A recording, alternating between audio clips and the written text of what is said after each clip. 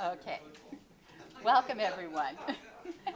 I'm Sharon Koch. For those of you who don't know me, I am currently the Vice Chair of Sierra Sage Management Committee, and I served for 5 years as Chair of the Angeles Chapter Executive Committee from 2016 through 2020, which were kind of an interesting 5 years, to put it mildly.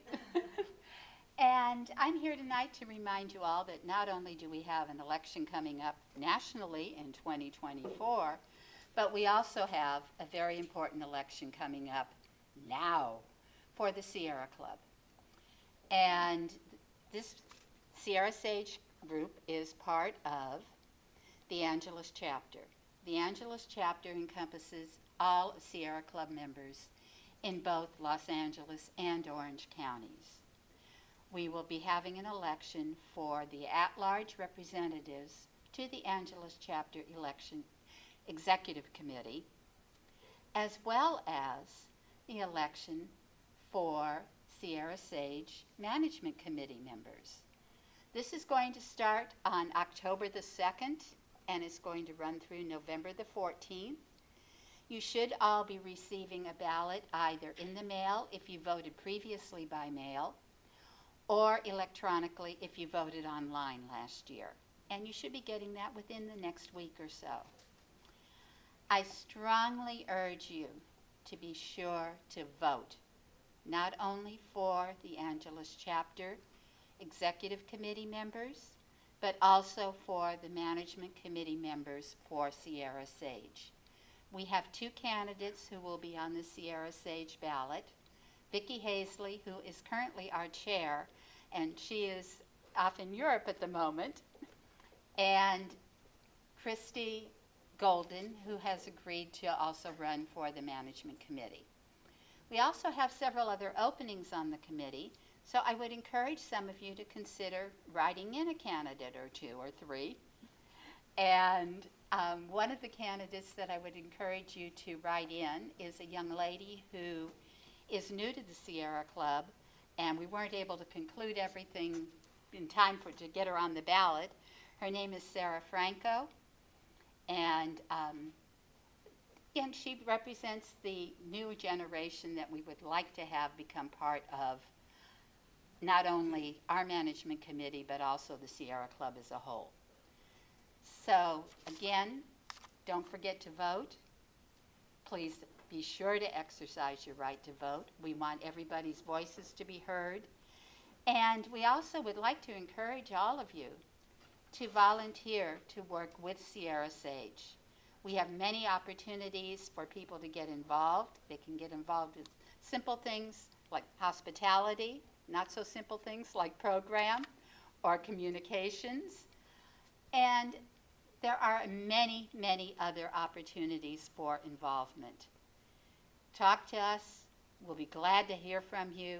We'll be glad to engage you. There will be a candidate forum for the Angeles Chapter Executive Committee candidates Saturday, September 30th, that's this Saturday, at 3 o'clock in the afternoon. You can find the link to register for that on the Angeles Chapter website on the schedule of activities. Just scroll down to September 30th and you'll see the link to register. Again, I encourage you to do so you can learn some more about the candidates who are running for the Chapter Executive Committee. And I'll turn the meeting over to our program chair, Leslie. Did you have a question? Yes. What was the name of the young person who? Sarah Franco. Sarah Franco? Franco. Okay. And I'll turn this over to Leslie, our program committee chair.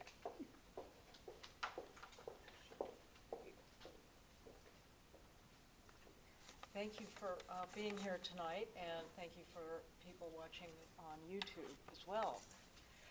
Sierra Sage is honored to have Ray Hiemstra of Coastkeepers as our guest. Ray has been at the forefront of protecting our fragile waterways in Orange County since the late 90s. Currently, he is the full-time Associate Director of Policy and Projects and has led the successful fight to stop the destructive Poseidon desalination plant in Huntington Beach.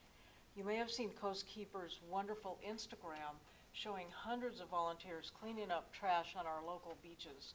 This month, over 4,000 volunteers participated in that effort. Those events are ongoing, but there are other more long-term goals that include standing up to corporations that would put profit before the health of our precious waterways. We will hear about these conservation efforts now, and of course, the ultimate goal is to protect our swimmable, drinkable, and fishable waterways in this unique coastal region. Please join me in welcoming Ray Hiemstra to Sierra Sage.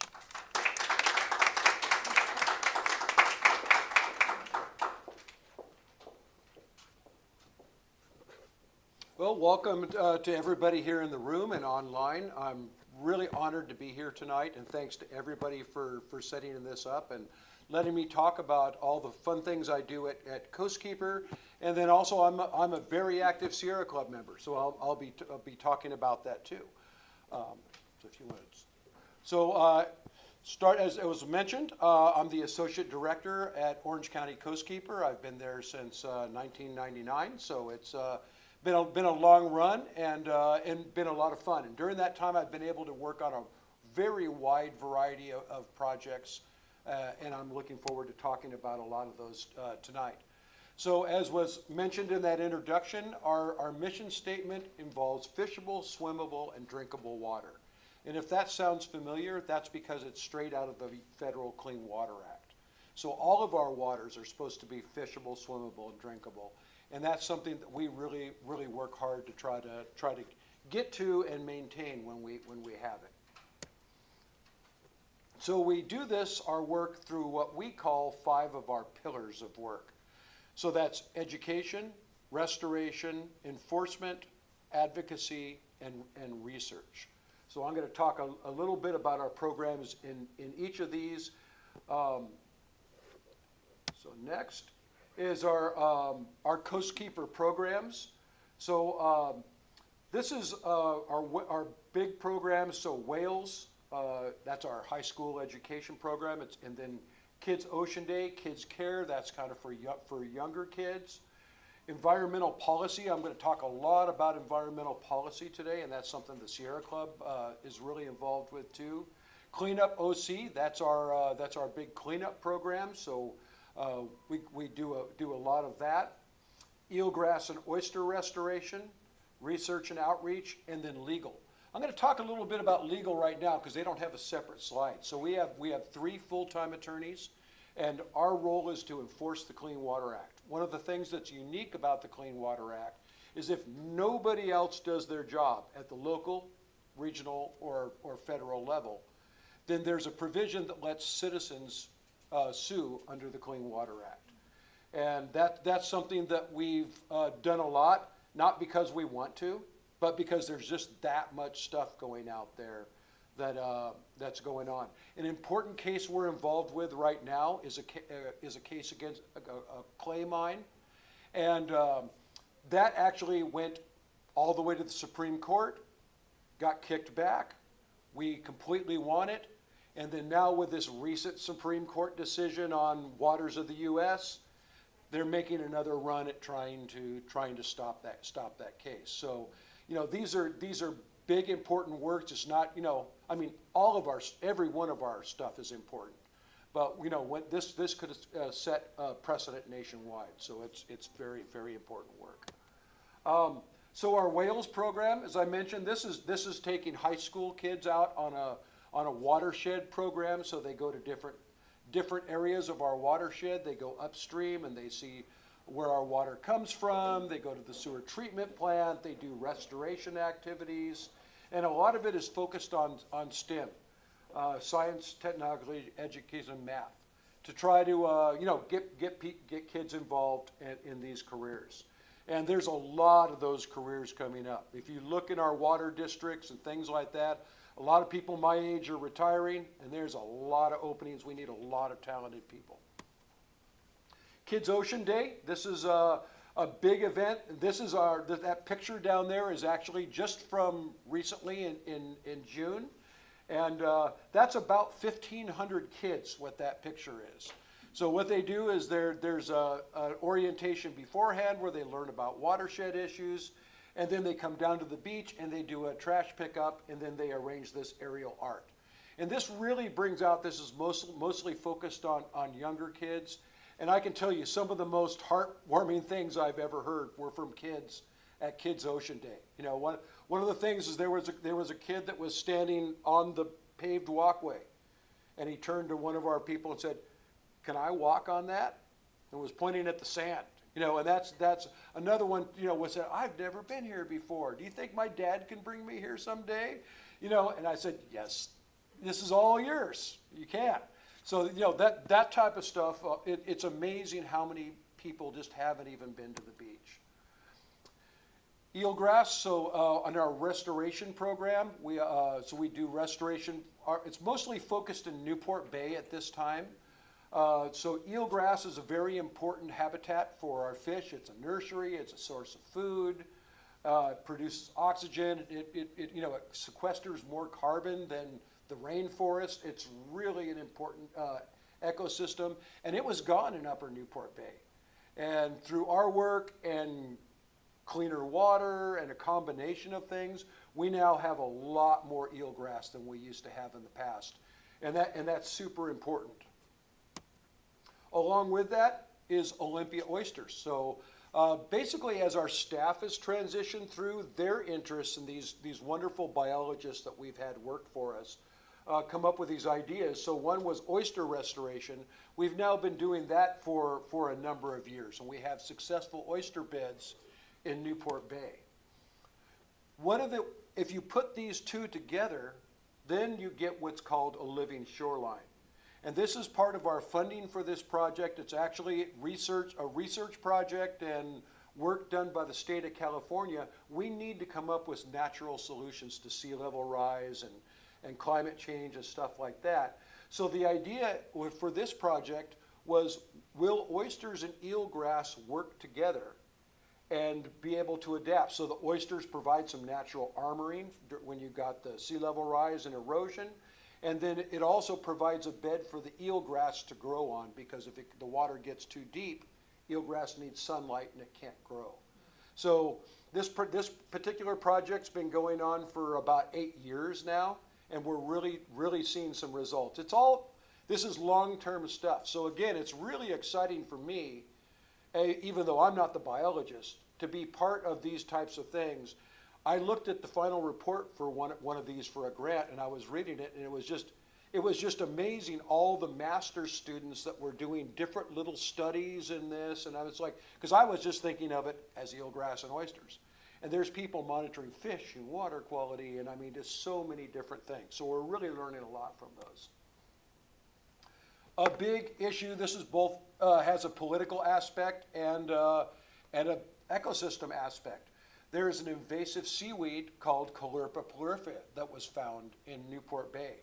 Now, Caulerpa is a genus of seaweed that is not native to California, and it's really lively invasive. Back in the early 2000s, we had an invasion from Caulerpa taxifolia, and we spent $5 million and 7 years getting rid of that.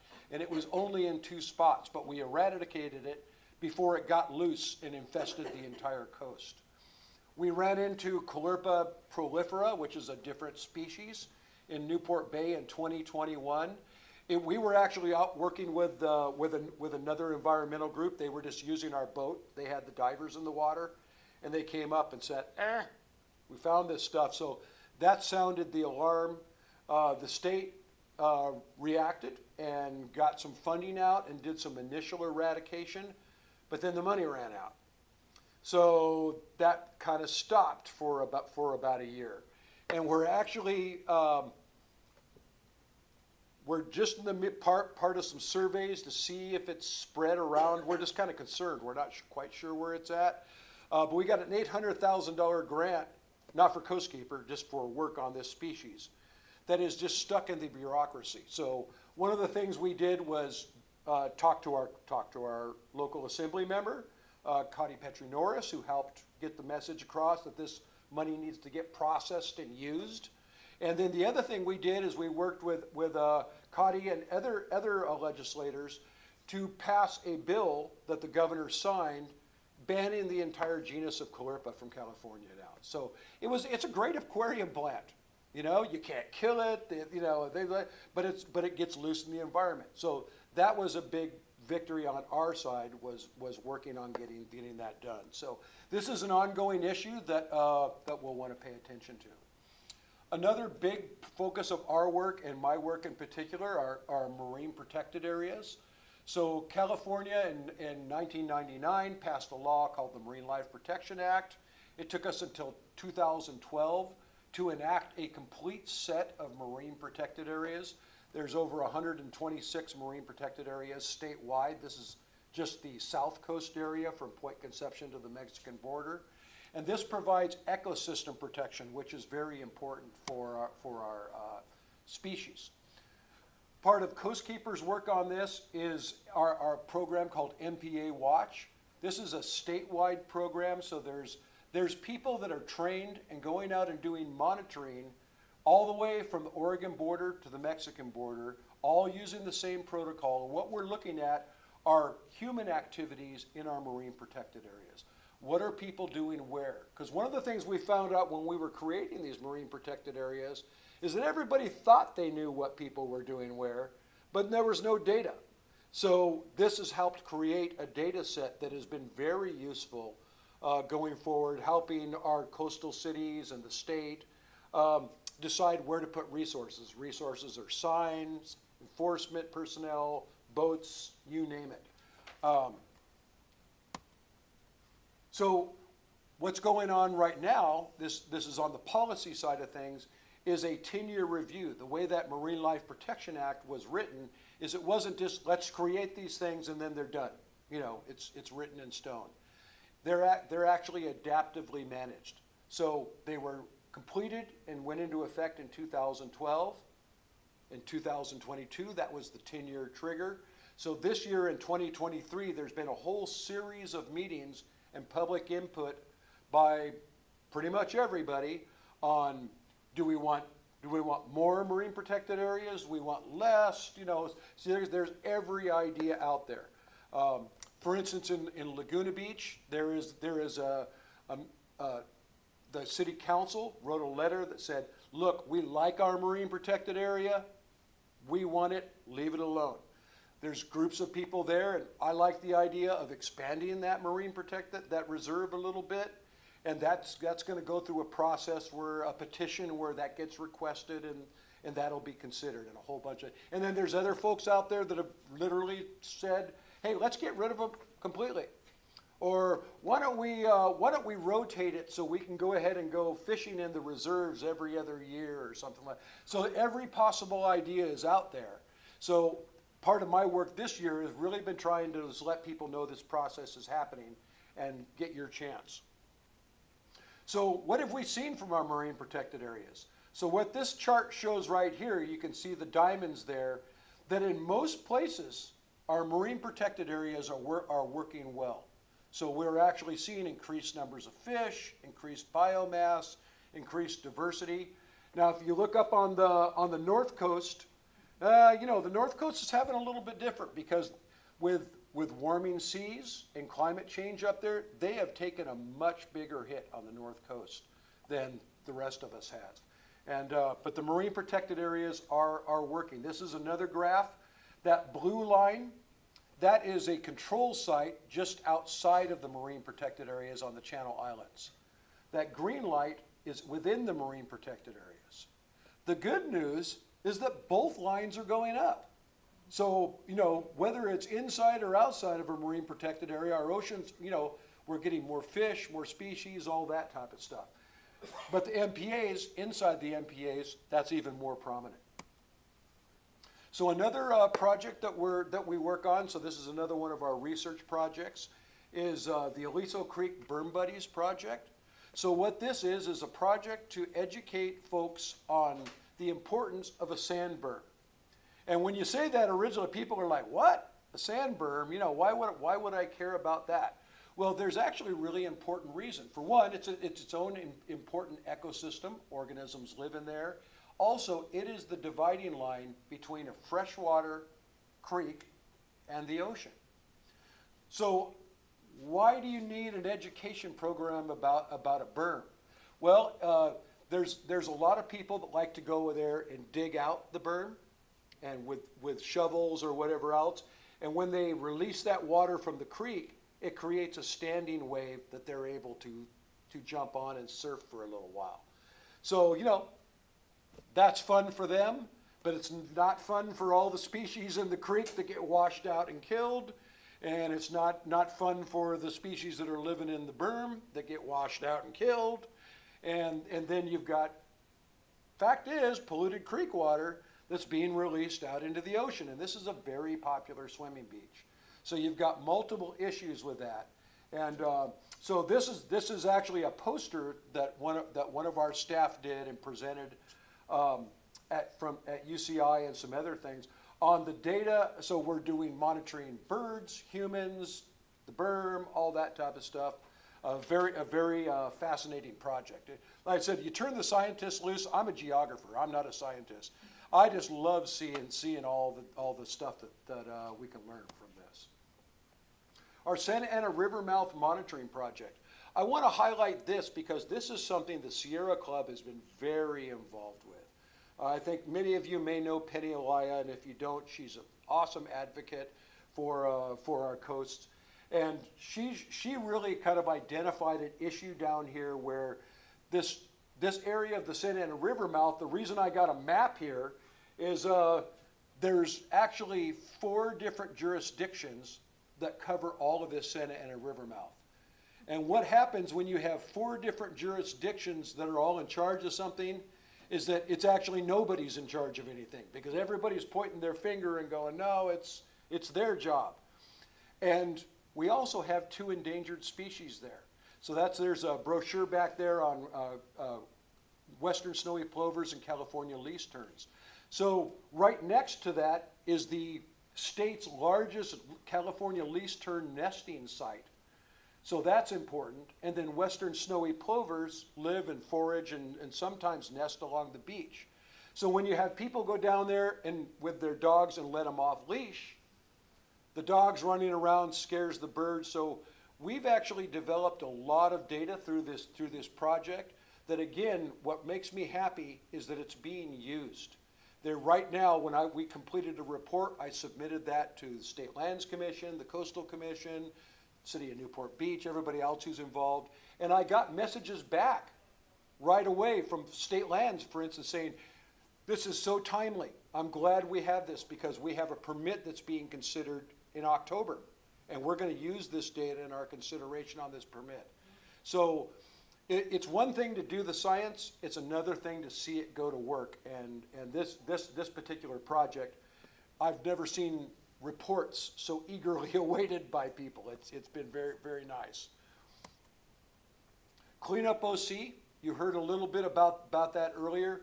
So we do a wide variety of cleanup activities.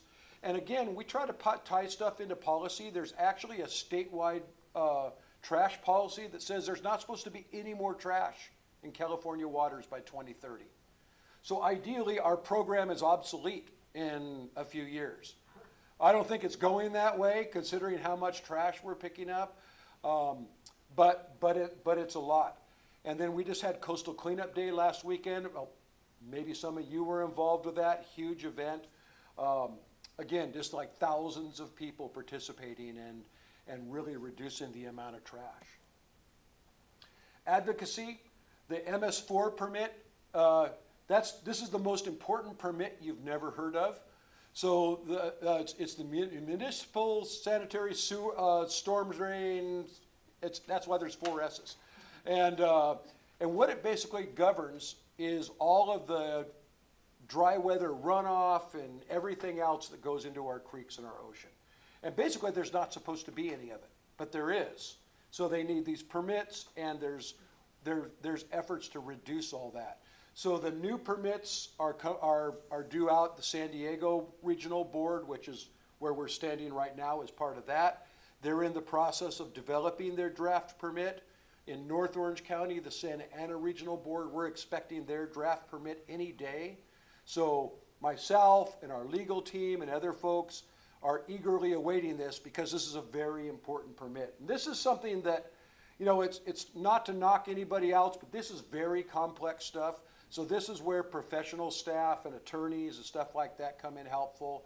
And we welcome anybody who wants to help out or learn about these permits. We would love to. My interns get a good dose of this type of stuff, but it's very important. Aliso Creek, there's a time schedule order on that that was recently adopted earlier this year. I've been working on Aliso Creek since the day I started at Coastkeeper, and it is just, you know, trying to get something done out there.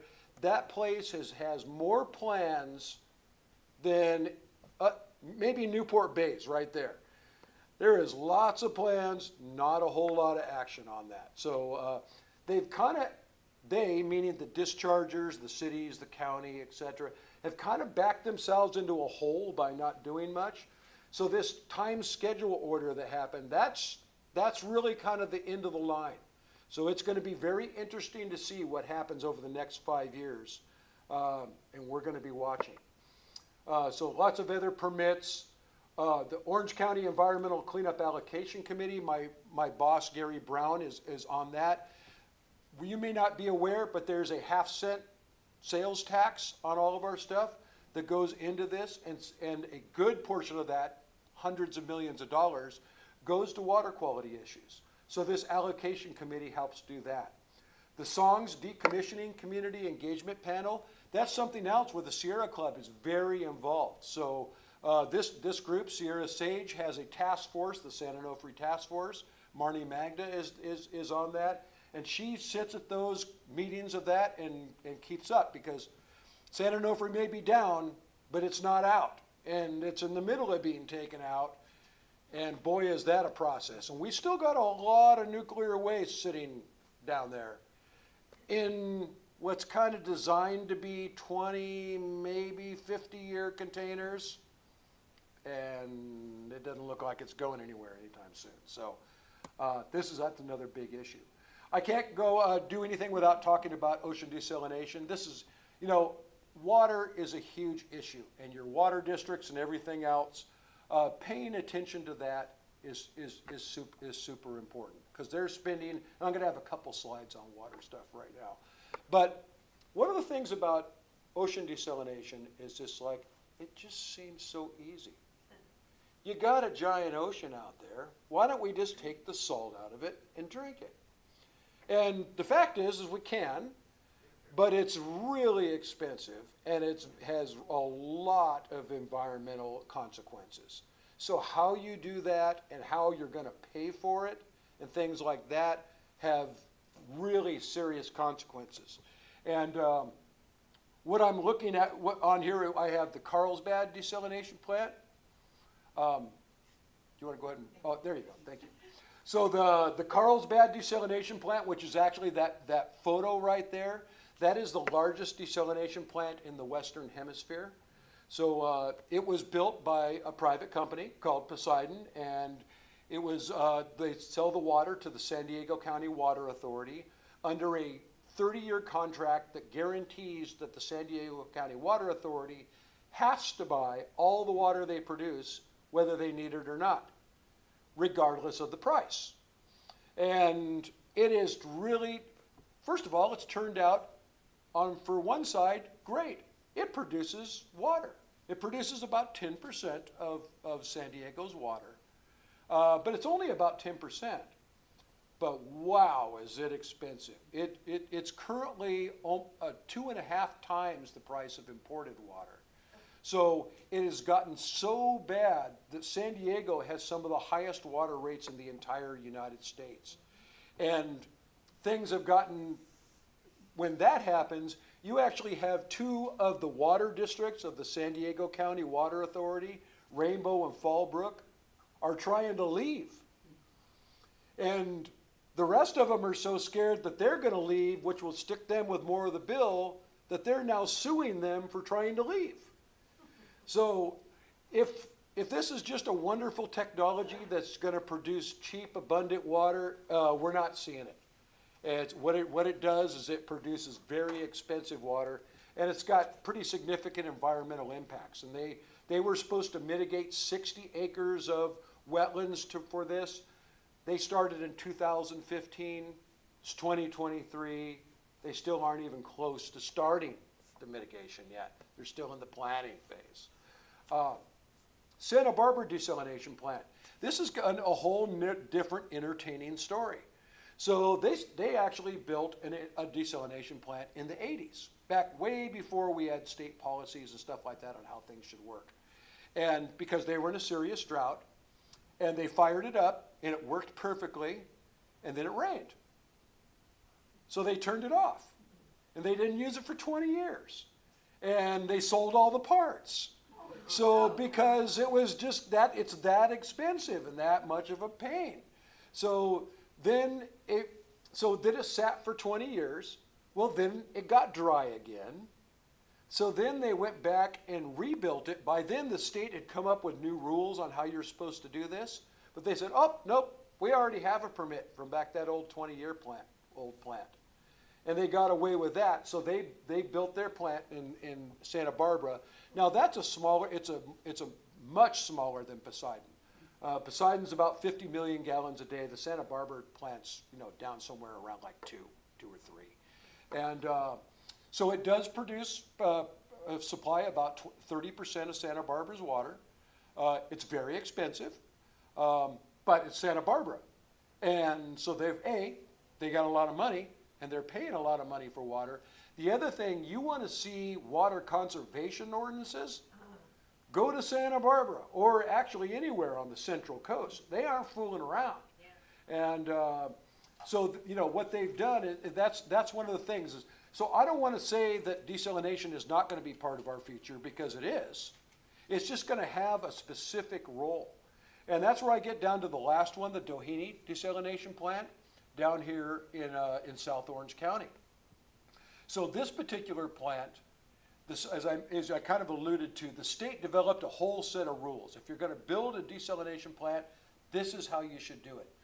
Poseidon tried to skip the whole thing in Huntington Beach, and they lost $100 million on that gamble. Doheny went the exact opposite way. They followed every rule to the letter, and it's basically been approved. Now, you notice I'm not saying it's been built yet. That's because they're still trying to find somebody to pay for it, but at least they were able to get all the permits and stuff like that. So South Coast Water District is the proponent for this, and they're trying to get San Juan Capistrano and Santa Margarita Water District and the other water districts, hey, why don't we all pitch in and pay for this? And so far everybody's going, yeah, we'll think about it. But it's not happening. But Coastkeeper actually, while we totally opposed the Poseidon project, we did support this one simply because it met all of those state guidelines. And one of those state guidelines were basically use the best technology. This one uses subsurface wells, so it doesn't kill marine life. It's placed in a location where it's necessary. Down here in South Orange County, unlike Central and North Orange County, 95% of your water is imported. It all comes through a couple pipes. And if there's a big earthquake or there's some kind of a disaster like that, this could be a very important insurance policy. You don't want to depend on it you don't need to depend on it for all your drinking water. It's more of an emergency supply. So it makes sense from that. So use the tech, it's supposed to be located, use the best technology, located where it's needed, sized for the need. This is a much smaller plant. It's only about 4 million gallons a day. And it's still really expensive. And, I said, even though they have all their permits, it still hasn't been built. So we'll see what happens with that. Next, crazy water projects. So I always like to say, and this is another one, the Sierra Club is very, and I do want to also put in the caveat that while Coastkeepers supported the Doheny plant, Sierra Club did not. And because the Sierra Club has a well-written national policy, and they think that their policy says that we should be doing all the conservation, recycling, and all that stuff before we even think about building a desal plant. And that's a very solid policy. And we're not doing all that stuff. in Orange County in general or down south. So I just wanted to clarify that. But I always want to say Orange County has some of the best ideas in water. Think groundwater replenishment system, awesome recycling and stuff in the north. And then we got some of the craziest ones. And that was Poseidon was there. Luckily we knocked that off. But this is another zombie project called Cadiz. And this is the reason I'm specifically bringing this up today is not only is the Sierra Club involved, but the Santa Margarita Water District right here in South Orange County is the lead agency for the Cadiz water project. Now, Cadiz is located out in the middle of the desert in San Bernardino County. So if you know where Joshua Tree is, go another 100 miles, and then you get to Cadiz. Apparently out there in the middle of the desert, there's an abundant, endless water supply that we never knew existed. And they want to pump that water supply out of the ground and ship it in for use in our swimming pools and landscaping and things like that. So it's a crazy project. That, you know, of course, they've hired an army of engineers and scientists and stuff like that that claim that it's completely sustainable. When we started bringing up the fact that the water is contaminated with chromium-6, they said, oh, don't worry about that. It'll be diluted when we put it in with the rest of the water. And then when that didn't fly, they said, oh, don't worry about it. Now we're going to treat it. So we had, this project was so bad that the federal government made us basically put it out of business. Then the state of California passed a special law to make it have additional reviews, that basically killed it. So it was down to, you know, that zombie crawling in the desert, you know. And then they brought in the new team. And they've got an awesome political team, including Susan Kennedy, who's very connected with the past governors. And they're alive again. And so it's still crawling around out here. So if there's something that, you know, if you're in the Santa Margarita Water District, you know, bring it up. You know, I went and spoke at the Orange County Water District meeting the other day. I was the only civilian there. And I was there to tell them, because they were actually voting on a resolution they wanted to send into the State Water Board, saying that conservation was unnecessary and an unfunded mandate. And that they should be able, because they do all this recycling, they should be able to waste all the water they want. So, I mean, it was funny. You should see the shock in the room, because I was like a burst of sunlight in the dark. And I literally told them, I said, they're going to laugh at you when you see this. Well, not many. If 3 people showed up at a Santa Margarita Water District meeting out of the blue and started talking about this, that would make them very, very nervous. Because that would mean a large mob is organizing against them in their mind. So I just kind of want to put that out there, is that, like I said, and the Sierra Club, again, you know, one of the reasons I'm a Sierra Club member, actually Sharon got me involved, is on the political side of things. So we have a political committee, and we support, you know, good water district board members, and we oppose bad ones. So this is something you want to keep an eye out for, because Cadiz is still out there crawling around. Another one. This is called the Magnolia Tank Farm, and I'm watching my watch because I want to leave enough time for questions and stuff like that. So the Magnolia, that's a really glamorous name, the Magnolia Tank Farm project. So this is in Huntington Beach, and what the idea is to build 250 homes in a hotel in a flood zone subject to sea level rise on an earthquake fault next to a toxic waste dump. So, you know, the developer hates it when I do that. I mean, that's my elevator speech. I mean, but it's just the facts. And this is actually a real proposal, and it has real legs. And like I said, the Sierra Club is very involved with this. So why am I talking about this here in South Orange County, and why is the Sierra Club involved? Because actually, the real reason behind this, kind of like the real reason behind Poseidon, is if that had got approved, that would have been the way desal was done in California.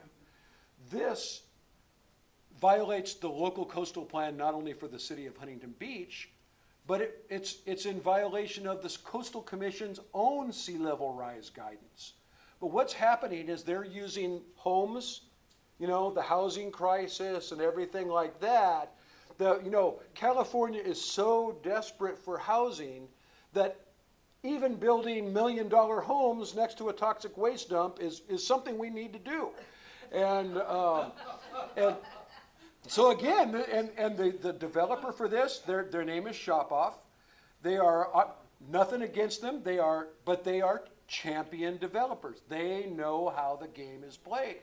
So they go in and they talk to the elected officials and work with the staff, and they've promised money for parks and blah, blah, blah, you name it.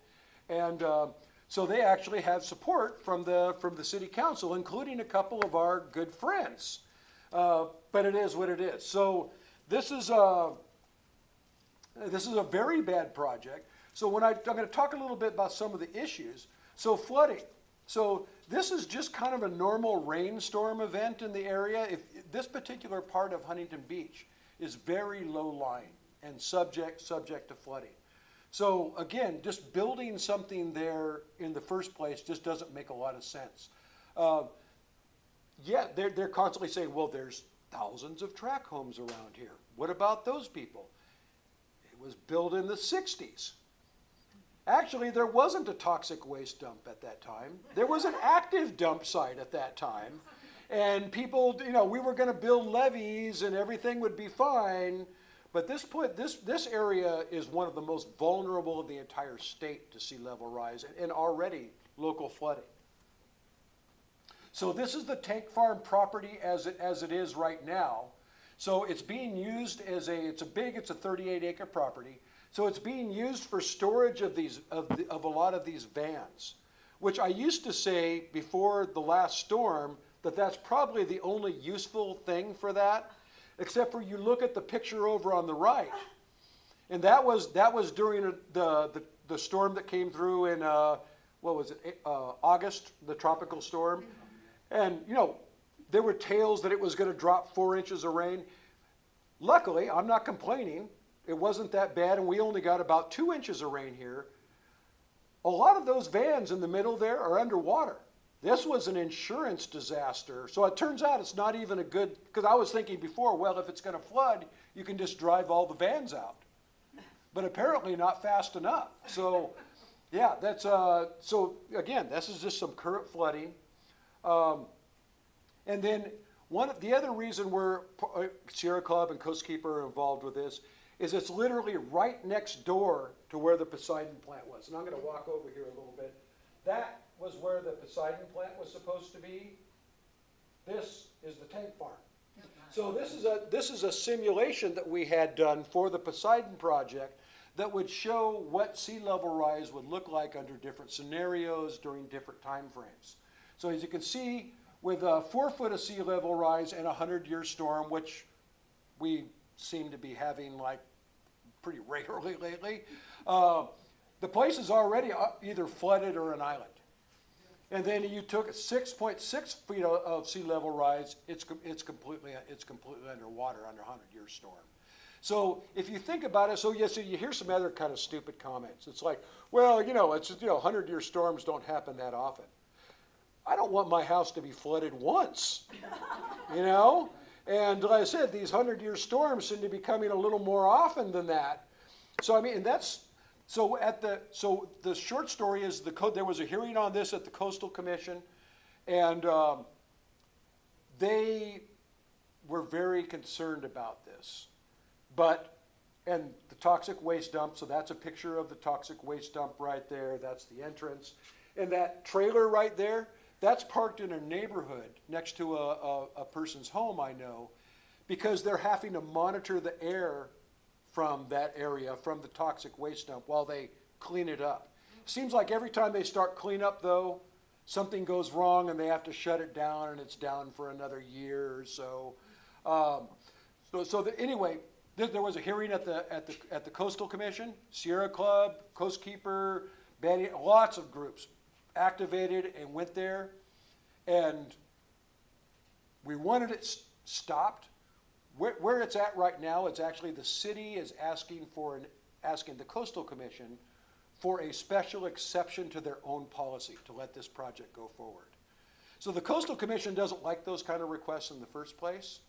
And then they know, and the staff is completely against this project, the Coastal Commission staff, because they know it doesn't fit the sea level rise policy.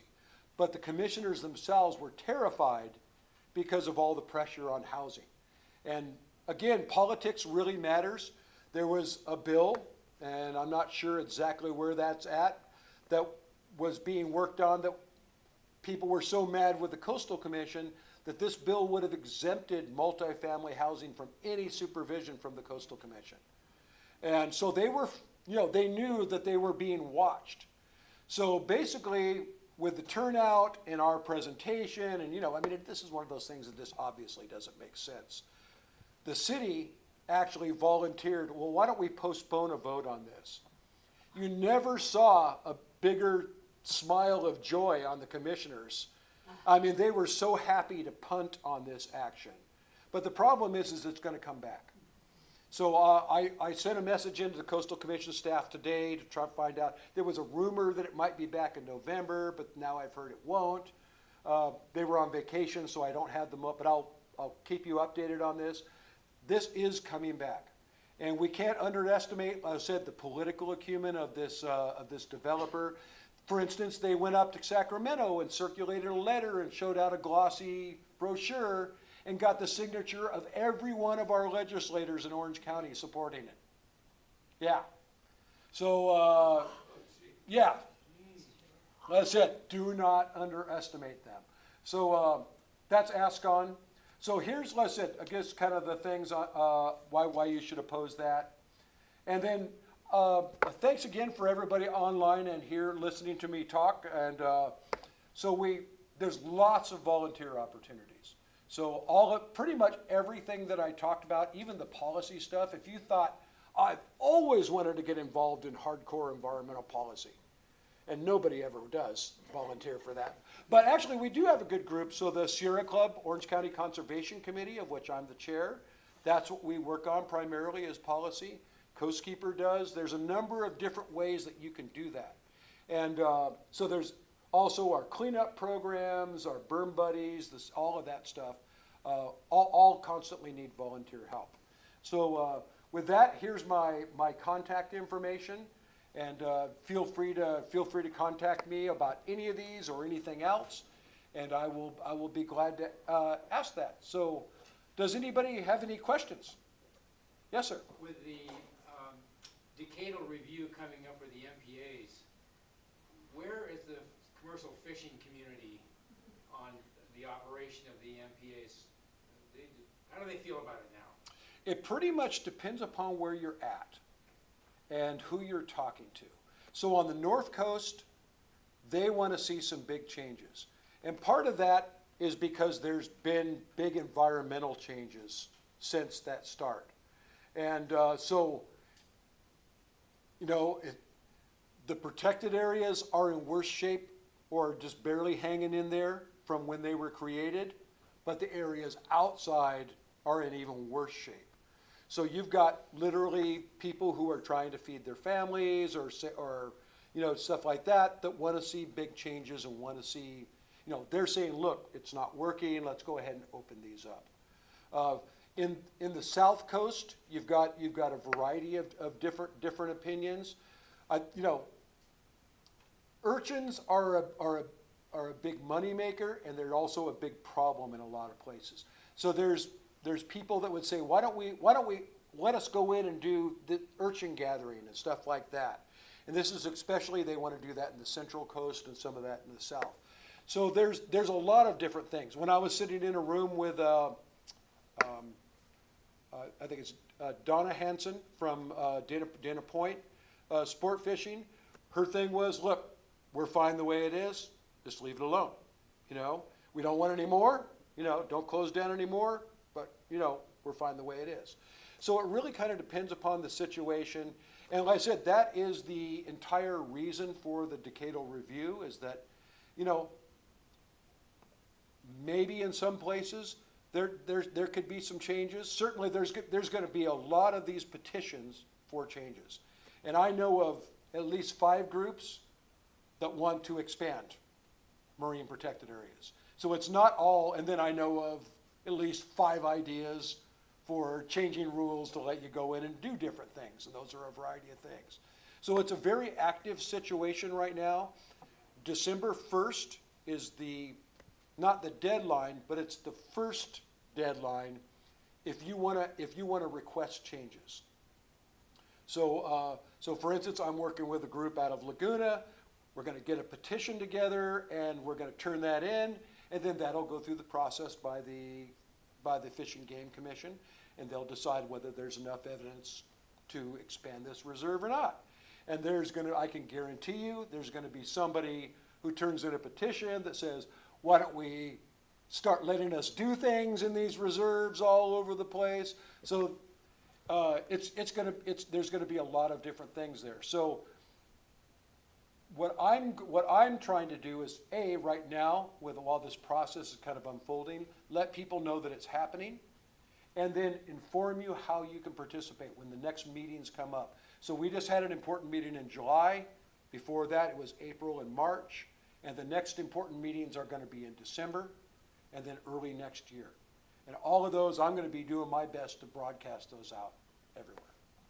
Yes, sir? I wonder, just what was dumped at the toxic waste site, and when was it dumped? And why isn't not a cleanup program going on? Sure. So the Ascon site was active from 1950 through the 1980s.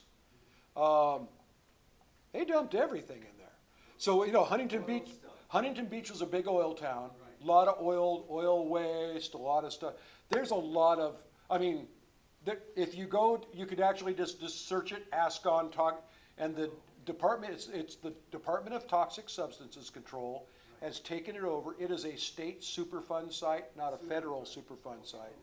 But it's got a lot of really nasty stuff in there. And so, in fact, it's so nasty that they decided that they're not really going to clean it up. They're just going to go ahead and throw some dirt on it, and believe it or not, it's zoned for residential development.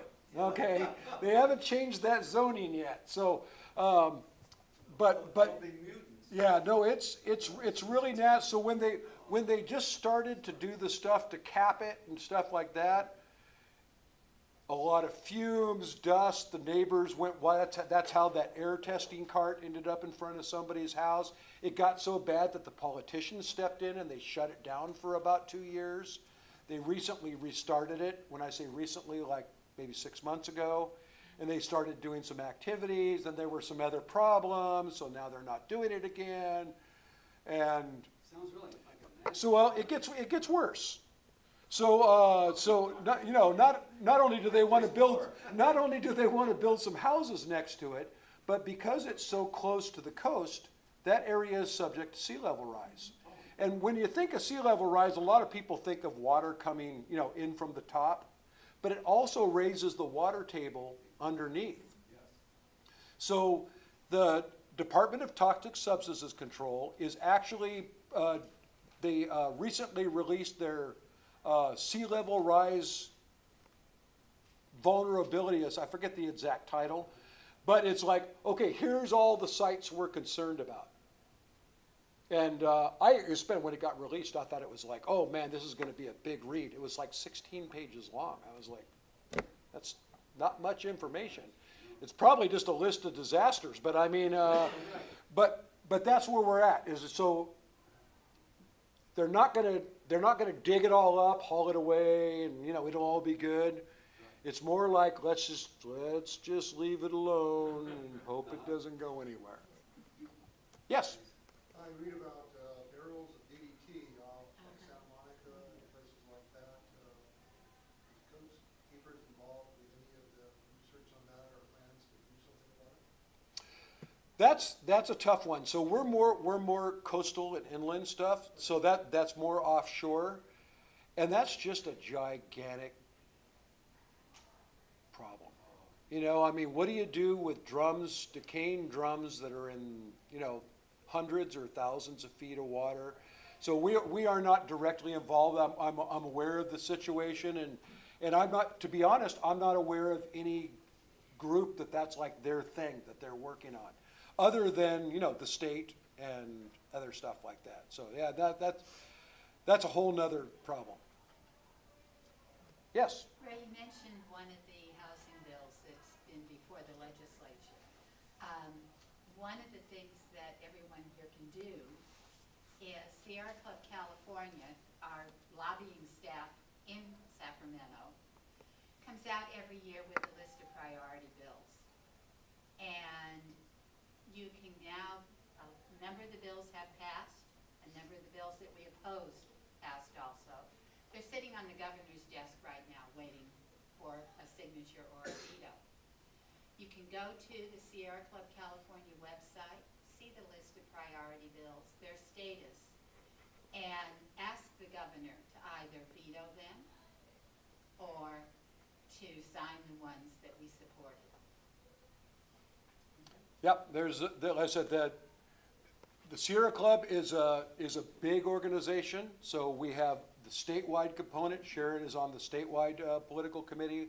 I said I've been involved more locally, but we are involved. When I say we, I mean the Sierra Club, from president on down to school boards. So I mean, it's a very unique organization in that we're also structured different. So, for instance, Coastkeeper is a 501c3. It's a nonprofit. We can talk and educate, you know, make suggestions. Sierra Club actually makes endorsements and provides funds and actively works on behalf of candidates. So, you know, there's lots of different roles available. Any other questions in the room or online? No? All right. Well, thank you very much. Got my whole hour in. That's great.